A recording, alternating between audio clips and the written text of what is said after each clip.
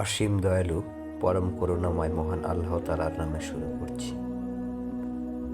মানুষ হিসাবে আমরা এই পৃথিবীতে আমাদের যে জীবন যাপন করি, সেই জীবন যাপনের কতগুলো পর্যায় রয়েছে। অর্থাৎ আমরা ছোট্টবেলায় শিশু হিসাবে পৃথিবীতে ভূমিষ্ঠ হই, এরপর ধীরে ধীরে বেড়ে উঠি। আমরা প্রথমে পরিবার, এরপর আমাদের পারিপার্শ্বিক জগৎ থেকে শিখি। এরপর বয়স বৃদ্ধির সাথে সাথে আমাদের যে নতুন নতুন জায়গায় পদচারণা, বিশেষ করে আমাদের বিদ্যাপীঠ, স্কুল, কলেজ, ইউনিভার্সিটি, পাশাপাশি আমাদের বন্ধু বান্ধব, আত্মীয় স্বজন এবং সামাজিক পরিমণ্ডল থেকে আমরা শিখি। এবং এই শিক্ষাগুলোই আমাদের মজ্জাগত হয়ে যায়, যেগুলো আমাদের অবচেতন মনে অত্যন্ত দৃঢ়তার সাথে গ্রথিত হয় এবং যেটিকে আমাদের পরবর্তী জীবনে, এমনকি সামগ্রিক জীবনে তার অধিকাংশই পরিবর্তন করা সম্ভবপর হয়ে ওঠে না। কিন্তু ইসলামিক যে জীবন, ইসলামের যে আদর্শ, যে ইসলামিক দৃষ্টিভঙ্গি, যা মহান রাব্বুল আলামিন পবিত্র কোরআন এবং আমাদের প্রিয় নবী হযরত মুহাম্মদ সাল্লাল্লাহু আলাইহি ওয়াসাল্লাম তার সহিহ হাদিসগুলোর মাধ্যমে দিয়ে গিয়েছেন, সেগুলোর সাথে আমাদের বর্তমান জীবন ব্যবস্থার, আমাদের চিন্তা ভাবনার এবং আমাদের দৃষ্টিভঙ্গির মৌলিক পার্থক্যটা অনেক বেশি। সত্যিকার অর্থে বলতে গেলে এখন আমরা আসলে আমাদের ধর্ম, পাশ্চাত্য সভ্যতা, আধুনিক শিক্ষা ব্যবস্থা, প্রগতিশীল মানসিকতা এবং এর মধ্যে একটা জগাখিচুড়ি অবস্থার মধ্য দিয়ে আমরা জীবনযাপন করছি। আর আমরা জানি যে কোনো বিষয়ে চূড়ান্ত সফলতার জন্য আসলে প্রয়োজন সুশৃঙ্খল, সুনির্দিষ্ট এবং অধ্যবসায়ের একটি পথ। তেমনি ইসলাম, পবিত্র কোরআন আমাদেরকে মহা সফলতা হিসেবে দেখিয়েছে পরকালের সফলতা, অর্থাৎ ভয়াবহ কিয়ামত দিবসে আল্লাহ তাআলার দয়া, আল্লাহ তাআলার ক্ষমা লাভের মাধ্যমে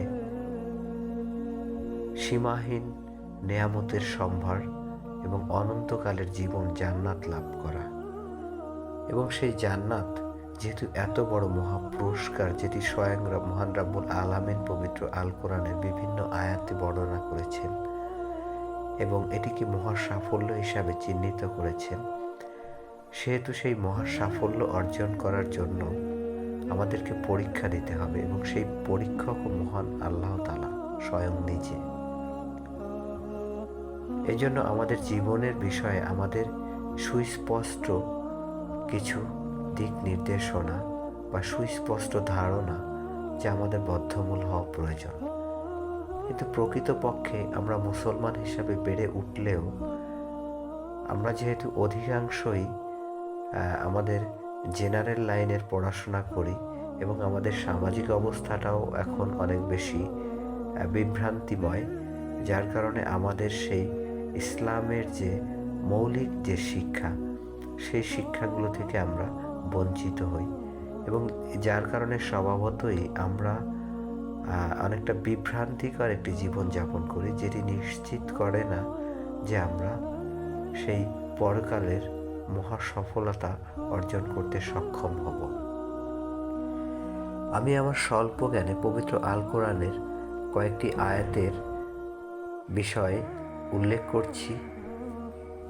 একজন মানুষের পরিপূর্ণ জীবন ব্যবস্থা বোঝানোর জন্য এটি যথেষ্ট নয়, কারণ আমি মনে করি পবিত্র আল কোরআন জ্ঞানের এক মহাসমুদ্র এবং সেই মহাসমুদ্রের জ্ঞান অর্জন করার জন্য আমাদের প্রয়োজন দীর্ঘ প্রচেষ্টা এবং অবিরত এক অধ্যবসায়ের পথ, যেটিকে আসলে আমরা এই দুনিয়ার জীবনের দ্বারা প্রভাবিত হয়ে অনেকটা সাবসিডিয়ারি পথ হিসাবেই ধরে থাকি, যেটি আমাদের জন্য পরিপূর্ণ একটি বিভ্রান্তি এবং ভুল।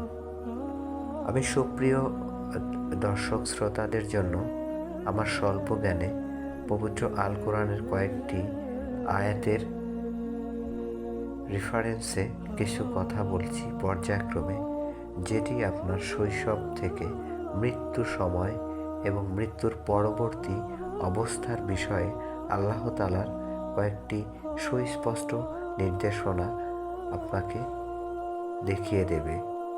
এবং এই আয়াতগুলোর ধারণা যদি আপনি আপনার অন্তরে বদ্ধমূল করতে পারেন, তাহলে আমি আশা করি আল্লাহ তাআলা যদি আপনাকে হেদায়েত দেন, তাহলে অবশ্যই আপনি আপনার অন্তরের মধ্যে পরিবর্তন অনুভব করবেন। এবং আমার এই আলোচনা এটি মূলত আমার নিজের আত্ম উন্নয়নের জন্য, আত্ম উপলব্ধির জন্য, এবং অন্য কেউ যদি এর দ্বারা উপকৃত হন তাহলে সেটি আমার জন্য একটি আনন্দের বিষয় মাত্র। প্রথম জিনিস, মহান রাব্বুল আলামিন পবিত্র আল কোরআনের মাধ্যমেই মানুষকে অনেক কিছু শিক্ষা দিয়েছেন, বিশেষ করে তার নিজের সম্পর্কে, তার নিজের সৃষ্টি সম্পর্কে, তার সৃষ্টির উদ্দেশ্য সম্পর্কে এবং তার সর্বশেষ পরিণতির সম্পর্কে। এ বিষয়ে পবিত্র আল কোরআনের মাধ্যমে আল্লাহ তাআলা বলেছেন তিনি মানুষকে সৃষ্টি করেছেন পরীক্ষার জন্য, এবং সেই পরীক্ষা আল্লাহ তাআলা পরীক্ষার বিষয়বস্তু বা সিলেবাসও নির্ধারণ করে দিয়েছেন। আর তা হলো মানুষ এই পৃথিবীতে যে জীবনযাপন করে সেখানে অনেক বিষয় মানুষকে চিন্তা করতে হয়, অনেক বিষয় নিয়ে ভাবতে হয়, কিন্তু সেই ভাবনার মধ্যে মানুষ সত্য, মিথ্যা, দৃঢ়তা কিংবা সন্দেহ এসবের মধ্য দিয়েই কাটায়। কিন্তু পবিত্র আল কোরআন সুস্পষ্ট করে দিয়েছেন যে এই কোরআন আল্লাহ তাআলার বাণী, এবং যে এই আল্লাহ তাআলার আয়াত সমূহের প্রতি বিশ্বাস স্থাপন করবে সে পথপ্রাপ্ত হবে, এবং যে এই আয়াতসমূহ অস্বীকার করবে সে জাহান্নামে যাবে। এটি আল্লাহ তাআলার কথা এবং এটির কোনো হেরফের হবে না। এবং পরীক্ষার আরেকটি বিষয় হচ্ছে দুনিয়ার যে বিষয়গুলোর প্রতি মানুষের স্বাভাবিক যে আকর্ষণ বা আগ্রহ থাকে, এগুলো আল্লাহ তাআলাই মানুষের অন্তরে এই আগ্রহগুলো দিয়ে দিয়েছেন এবং মানুষের কাছে এই বিষয়গুলোকে শোভিত করেছেন। এই শোভনীয় করাটা মানুষের জন্য পরীক্ষা। এই দুনিয়ার জীবনের এই মোহ, মায়া, মমতা এর মধ্য থেকেও যারা তার রবের নির্দেশকে, রবের নির্দেশিত পথকে ভালোবাসতে পারবে, অবলম্বন করতে পারবে, তারাই সফলকাম হবে। আল্লাহ তাআলা কিছু কিছু আয়াতে পরিষ্কার করে দিয়েছেন মানুষের হিদায়াত বা সরল পথপ্রাপ্তি আল্লাহ তাআলার ইচ্ছাধীন, এবং এভাবেই বলেছেন তিনি যাকে ইচ্ছা সুপথ দেখান এবং যাকে ইচ্ছা তাকে বিপদগামীও করেন। কিন্তু অন্য আয়াতগুলোর মাধ্যমে আল্লাহ তাআলা এভাবেই বলেছেন যারা ঈমান আনে বা বিশ্বাস স্থাপন করে, সৎকর্ম করে, তার রবের কাছে আশ্রয় প্রার্থনা করে, সাহায্য চায়, তিনি তাদেরকে আশ্রয় দিবেন, তাদেরকে সৎপথ দিবেন এবং তাদেরকে তিনি সফলতার পথে পরিচালিত করবেন। এ আয়াত থেকে এটি স্পষ্ট হয় যে কেউ যদি আল্লাহ তাআলার পবিত্র কোরআনের আয়াতসমূহকে বিশ্বাস স্থাপন করে সে অনুযায়ী জীবনযাপনের জন্য প্রচেষ্টা অব্যাহত রাখে, আল্লাহ তাআলাই তাকে সেই পথে এগিয়ে নেবেন বা তাকে পথ প্রদর্শন করবেন, তাকে সহজ সরল পথ দিবেন। দ্বিতীয় আরেকটি বিষয় হচ্ছে শয়তান বা মানুষের প্রবৃত্তি বা মানুষের নফস। এই তিনটি বিষয়ে ধারণা আসলে মানুষের জন্য সুস্পষ্টভাবে বোঝা কঠিন, কারণ এই বিষয়গুলো অদৃশ্য এবং আল্লাহ তাআলা তার বিভিন্ন আয়াতের মাধ্যমে এটিই বলেছেন যে এই শয়তান, মানুষের নফস, মানুষের কুপ্রবৃত্তি এগুলো মানুষের প্রকাশ্য শত্রু, এবং এগুলো মানুষকে কুমন্ত্রণা প্রদানের মাধ্যমে এবং দুনিয়ায় আল্লাহ তাআলা যে সকল বিষয়ে নিষেধ করেছেন সেই সকল বিষয়ের প্রতি মানুষকে আকৃষ্ট করে, প্ররোচিত করে মানুষকে ভুল পথে নিয়ে আল্লাহর পথ হতে বা আল্লাহর স্মরণ থেকে বিমুখ করে মানুষকে জাহান্নামের পথে নিয়ে যায়।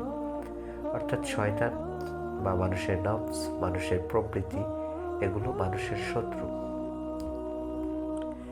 এবার এই নফস, মানুষের কুপ্রবৃত্তি এবং শয়তানের প্ররোচনা, এগুলো থেকে রক্ষার বিষয়ে আল্লাহ তাআলা সুস্পষ্টভাবে বলে দিয়েছেন। আল্লাহ তাআলার স্মরণ, আল্লাহ তাআলার আশ্রয় প্রার্থনা, এটিই মানুষকে এই কুমন্ত্রণা বা প্রভাব কিংবা প্রতারণা থেকে মানুষকে রক্ষা করে মানুষকে কল্যাণের পথে চলতে সাহায্য করবে। এ বিষয়ে আল্লাহ তাআলার স্মরণ এবং আল্লাহ তাআলার কাছে আত্মসমর্পণ করে আল্লাহ তাআলার কাছে আন্তরিক সাহায্য প্রার্থনাই মানুষের কর্তব্য। দ্বিতীয় আরও কয়েকটি বিষয় আল্লাহ তাআলা বিভিন্ন আয়াতের মাধ্যমে উল্লেখ করেছেন। তার মধ্যে একটি জিনিস রয়েছে ধৈর্য, অর্থাৎ একজন মুমিনকে আল্লাহ তাআলা ধৈর্য ধারণ করতে বলেছেন। তার বিপদ আপদ, দুঃখ দুর্দশা কিংবা আল্লাহ তাআলার পরীক্ষা, যে কোনো অবস্থায় মানুষকে ধৈর্য ধারণ করতে হবে। ধৈর্যকে আল্লাহ তাআলার জন্য মানুষের ইবাদতের একটি চরম পর্যায় হিসাবে উল্লেখ করেছেন এবং আমরা মহানবী সাল্লাল্লাহু আলাইহি ওয়াসাল্লামের হাদিসের মাধ্যমে জানতে পেরেছি যে পবিত্র আল কোরআন এবং হাদিসের প্রেক্ষিতে এটাই উল্লেখ করা হয়েছে যে কিয়ামতের দিনে আল্লাহ তাআলা অসংখ্য বান্দাকে তাদের ধৈর্য ধারণের জন্য বিনা হিসাবে জান্নাতে প্রবেশ করাবেন। এজন্য আল্লাহ তাআলা ধৈর্যশীলতাকে অত্যন্ত মর্যাদা দিয়েছেন এবং এভাবেই বলেছেন আল্লাহ তাআলা ধৈর্যশীলদের সাথে থাকেন। দ্বিতীয় আরেকটি অত্যন্ত গুরুত্বপূর্ণ, যেটি হচ্ছে সালাত বা নামাজ। এ বিষয়টি এতটাই গুরুত্বপূর্ণ, পবিত্র আল কোরআনে প্রায় ৮২টি আয়াতের মাধ্যমে আল্লাহ তাআলা বিভিন্নভাবে সালাত বা নামাজ আদায়ের বিষয়টি বান্দার জন্য ফরজ করেছেন এবং এ বিষয়ে বান্দাকে অনুপ্রাণিত করেছেন, উৎসাহিত করেছেন। এমনকি কিছু কিছু জায়গায় নামাজ ত্যাগের জন্য আল্লাহ তাআলা তাদেরকে কঠোর শাস্তির বিষয়ে দিয়ে ভয় প্রদর্শন করেছেন। কারণ নামাজ দৈনিক ৫ ওয়াক্ত ফরজ করা হয়েছে। এছাড়া যে কোনো বিপদ আপদ বা সমস্যার সময় আল্লাহ তাআলার প্রার্থনার জন্য নামাজের কথা বলা হয়েছে। মানুষের